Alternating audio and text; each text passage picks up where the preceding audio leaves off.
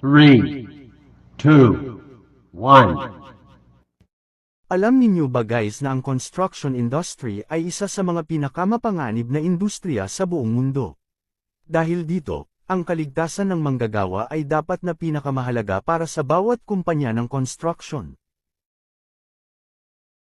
Isa sa mga paraan upang maisulong ang epektibong pangkasanayan sa safety and health sa isang construction ay ang pagsasagawa ng mga toolbox meeting.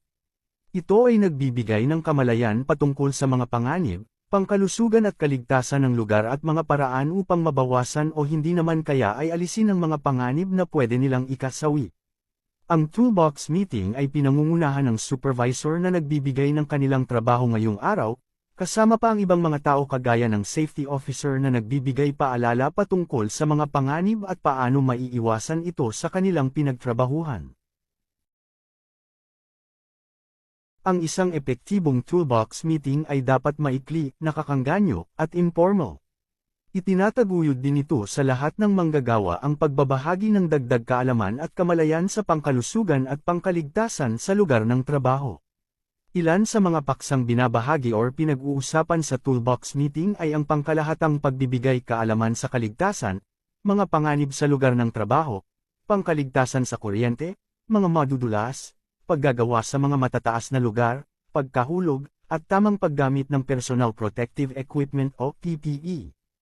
Lagi tayong umattend ng toolbox meeting upang sa ganun tayo ay magkaroon ng dagdag kaalaman patungkol sa ating pangkaligtasan at mga panganib. Upang sa ganun tayo ay makauwi ng ligtas sa ating mga pamilya na siyang dahilan kung bakit tayo nagtrabaho. Panatilihing ligtas ang sarili gayon din ang mga kasama.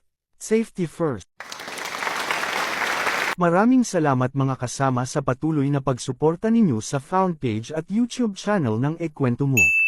Mas lalo pa nating pagbubutihin ang paggawa ng mga makabuluhang video na ayon lamang sa katotohanan upang sa ganun madagdagan ang ating kaalaman patungkol sa mga bagay-bagay. Wow!